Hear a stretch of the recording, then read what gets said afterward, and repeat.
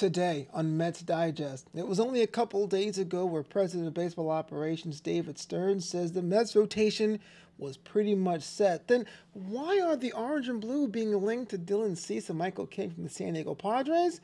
Well, we're going to talk about that and also talk about the other teams that are in play for the two arms. What's going on, everybody? Flobo Boyce here, and I am one half of the team here at Mets Digest, myself alongside Mike D'Angelo. We make sure you get the news and notes you need if you're a fan of the orange and blue. So do us a favor, if you like what we're putting down, hey, like the video, subscribe to the video, drop a comment.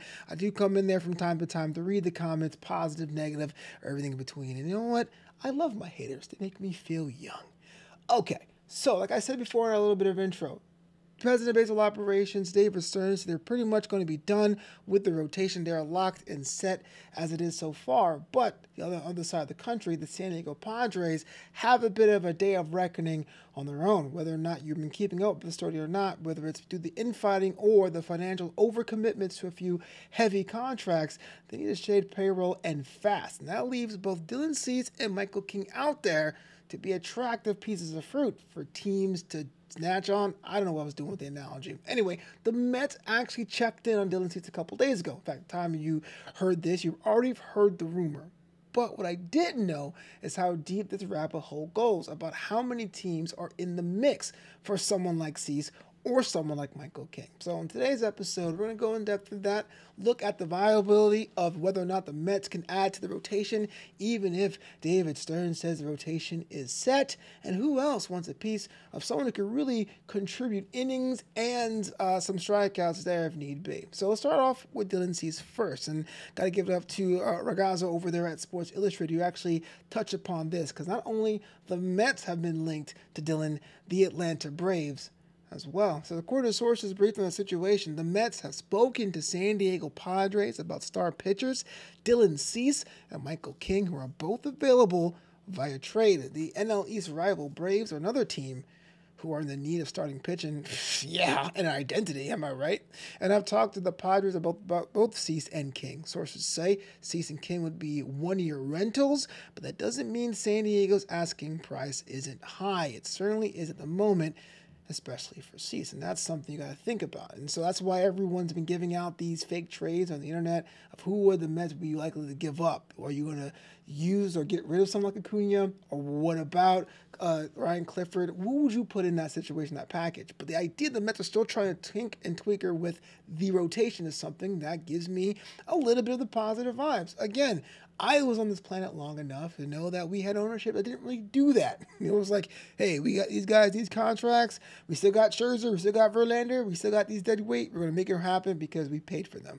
That days are gone. Now, that has negative consequences. Of course, you can ask Pete Alonso about a team that's not willing to overpay for things, but it does open you up for situations like this, where it is weeks before pitchers and catchers have to report to spring training, and you might get yourself a bargain if there ever was one. But I was listening to MLB Radio today, and they referenced something that's happening on the MLB Network, that this tweet from the Marquee Sports Network, they cover the Chicago Cubs. They're the local network for Chicago Cubs, almost like how SNY is for the Mets, about the Cubs themselves being in on the mix for Cease. So that is both New York, Atlanta, and Chicago. These are teams that were close to playoffs or just barely in the playoffs in the case of the Atlanta Braves before they lost, ironically, to the San Diego Padres, now looking to bolster their arm barn, to say the least. And that's a team, maybe a dark horse choice, but,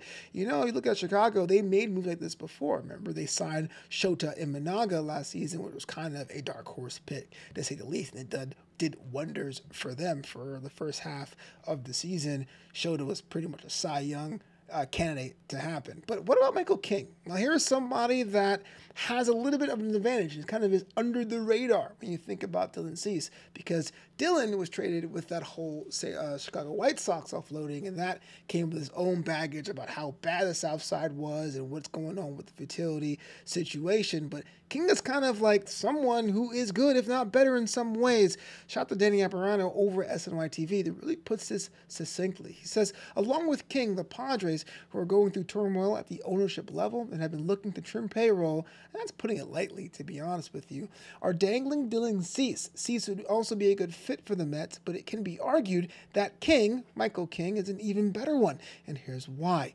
While King and Cease are both 29 years old and a year away from free agency, Cease has 847 and one-third career innings on his arm, while King only has 421 and a third, well, a little bit more than half career innings under his belt. The above isn't because King has had major health issues recently. Rather, it was because he was used almost primarily out of the bullpen from 2020 to 2023 before transitioning to a starting role late in the 23 season. Transitioning bullpen to starting, but we had that before. We have that now. Clay Holmes is basically our reclamation project when it comes to that. But given the opportunity, someone who's already been fully converted to the starting role, would the Mets take a chance on someone like Michael King? I say there's always room for one more. I think why not put yourself in a position to succeed? And here's two pitchers over there with a team that needs to shed the money, needs to shed the payroll. Why not put yourself in a position to do it now? You will have to give up prospects, if not prospects in cash.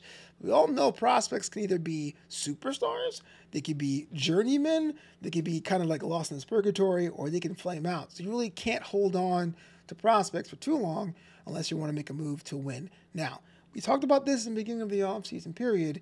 Steve Cohen, when he bought the team, said, I see this team, the Mets, becoming world champs in 3 to 5 years, This is year 5.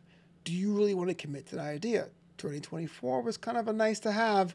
Now the expectations are kind of high. This is also from CBS Reports. We actually showed this graphic a couple weeks ago on this channel. But it's how this ends right now, the Mets rotation, with Manaea, the birthday boy Kodai Senga, as I record this, up top, followed by Frankie Montas and Dave Peterson and Clay Holmes and Griffin Canning in a 6-man rotation. Montas is pretty much going to be an ERA reclamation project, and Clay Holmes is what we said before, someone that was a reliever and going to be in the starting rotation. David Peterson did very well for us last season, but there is some bit of pessimism about whether or not he can keep up that pace. And you can tell by that last line on the bottom of the screen there, you do have players Tyler McGill, who's kind of a nice hand, and Paul Blackburn in the mix as well. Would you make room for Dylan Cease or Michael King? That remains to be seen. I think I'm convinced with Danny Gabriano, personally. I'm like, well, here's somebody that's around the same age, profile's a little bit different than Cease, and isn't the brand name people are looking for, or will probably command less to get him in Michael King over Dylan Cease. I would probably side with King if I was general manager. But then again, the only general managing I do is that game out of the park baseball. You get to pretend to be a baseball manager. I'm not really worth that. But the Cease sweepstakes, can we call it a sweepstakes? Of having the Mets tied to him, the Braves tied to him, and the Chicago Cubs tied to him so late in the offseason is something that could be a developing story. I hope it doesn't become this protracted thing, the Pete Alonso thing, or the Juan Soto thing. Hope it becomes a little bit quicker, but it is interesting to see that the Mets are now being in rarefied air with teams that usually primarily contend. A lot of times when the Mets were tied to somebody, it was someone just saying, I want to play in New York, and the Yankees said, now we don't want you to play for us. But it's a good thing. We're profiling upward. We're trending up market, to use a marketing term.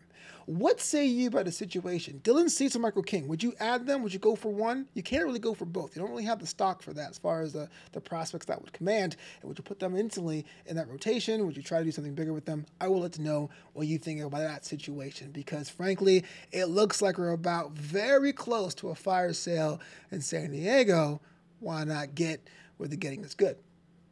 This does it for me on this edition of Mets Digest. Again, my name is Flobo Boyce. If you see my face before, it's because I was a guy in that MLB Play ad commercial last year. You know, you could win $3.4 million or whatever. I'm a real person. Also, if you want to check out the things I write with sports and comedy, learn more at justasandwich.com. I'm out, and as always, it's LGM to the bitter end.